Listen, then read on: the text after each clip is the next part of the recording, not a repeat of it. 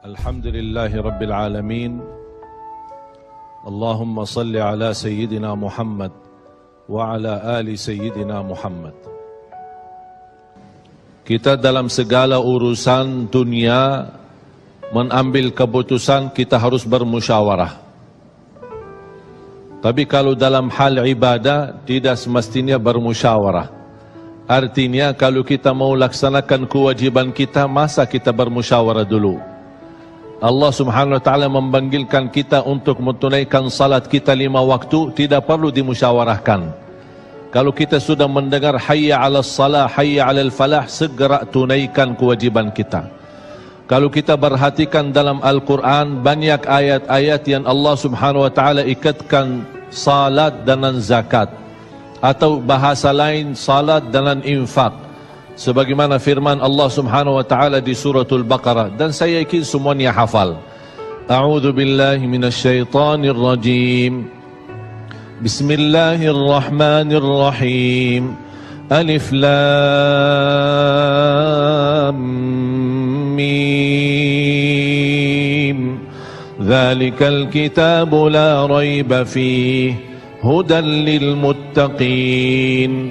Alkitab ini petunjuk bagi siapa? Bagi muttaqin. Dan Allah menjelaskan sifat-sifat mereka. Kalau kita ingin meniru mereka, ingin bergabung bersama mereka, ingin menjadi seperti mereka, ikutilah penjelasan Al-Quran. Siapa si al-muttaqin ini?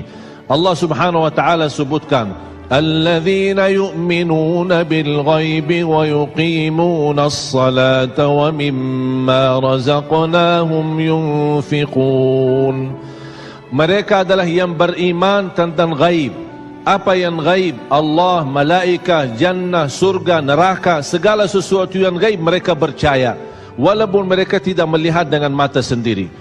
Dan sifat mereka alladzina yuqimuna as-salah. Beda artinya yuqimuna as-salah sama yusallun. Ada orang hanya kerjakan salat, tapi ada orang mendirikan salat. Ada 2 orang salat di saf pertama, sama-sama ruku', sama-sama sujud, sama-sama membaca Al-Quran, tetapi satu diterima oleh Allah, satu tidak diterima oleh Allah. Apa persoalannya? Karena satu menghadap Allah dengan hatinya, dan satu hanya menghadap Allah dengan fisik badannya.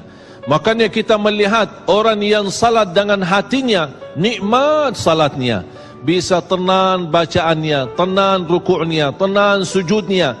Beda sama orang yang buru-buru melaksanakan salat.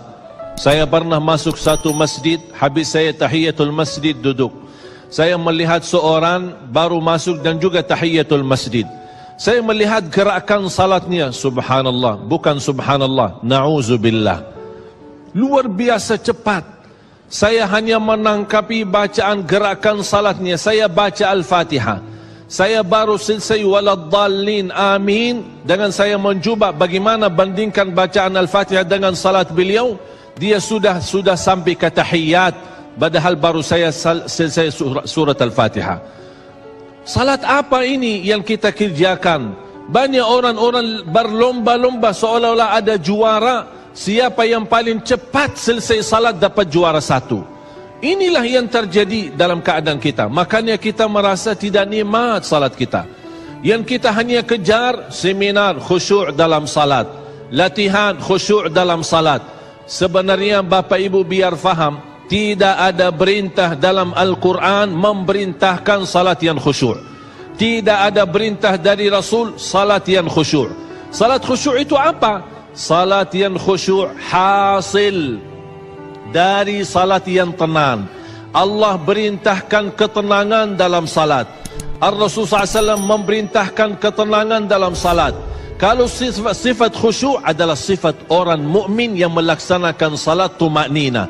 Qad aflahal mu'minun alladzina hum fi salatihim khashi'un. Ketika ada seorang datang ke masjid di zaman Rasulullah sallallahu alaihi wasallam, masuk masjid tahiyatul masjid, selesai salat dia datang kepada Rasul mau salaman, Rasul tidak menjawab.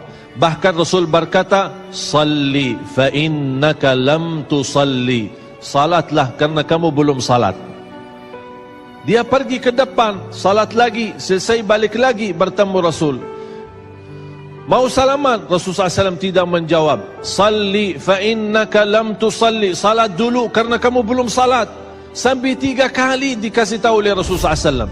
Akhirnya orang berkata, mohon maaf ya Rasulullah, saya tidak tahu selain ini salatku. Gimana? Kata Rasulullah SAW, fa idza qumta faqum mutma'inna. Kalau berdiri, berdiri tenang, tumaknina. Tumaknina salah satu rukun di dalam salat. Tidak sah salat seorang tanpa Al-Fatihah, betul? Sama tidak sah salat seorang tanpa tumaknina. Baca tenang, rukuk yang tenang, sujud yang tenang, wallahi akan terasa nikmat.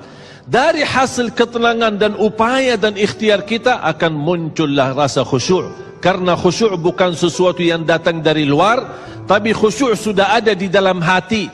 Tinggal bagaimana cara dikelola, bagaimana bisa dikembangkan cara salat yang tenang.